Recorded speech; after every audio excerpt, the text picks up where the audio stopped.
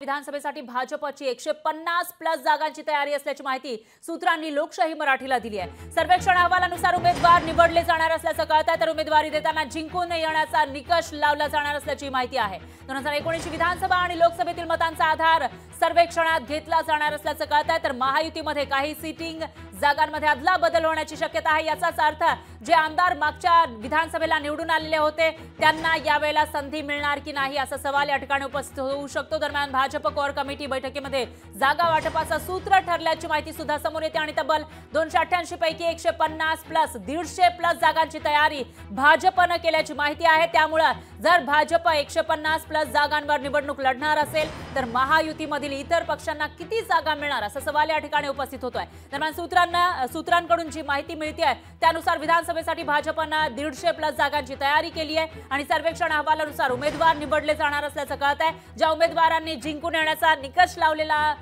जे काही उमेदवार मैदानामध्ये उतरवले जातील त्यांच्या जिंकून येण्याचा निकष सुद्धा लावला जाईल आणि त्यानंतरच त्यांना उमेदवारी दिली जाणार असल्याची माहिती आहे। तर 2019 विधानसभा आणि लोकसभेतील मतांचा आधार सर्वेक्षणामध्ये घेतला जाणार आहे आणि महायुतीमध्ये काही सीटिंग जागांमध्ये अदला बदल होण्याची शक्यता वर्तवली जाते। म्हणजेच ज्या जागा भाजपकडे आहेत किंवा राष्ट्रवादी अजित पवारांच्या राष्ट्रवादीकडे आहेत आणि शिंदेंच्या शिवसेनेकडे आहेत त्याच्यामध्ये सुद्धा अदला बदल होण्याची शक्यता वर्तवली जाते। त्यामुळे आता ही अदला बदल नेमकी कशी असेल, कोणाच्या जागा कोणाला जाणार, कशा पद्धतीने जाणार आणि त्या ठिकाणी नेमका कोण उमेदवार असेल असा सवाल या ठिकाणी उपस्थित होतो।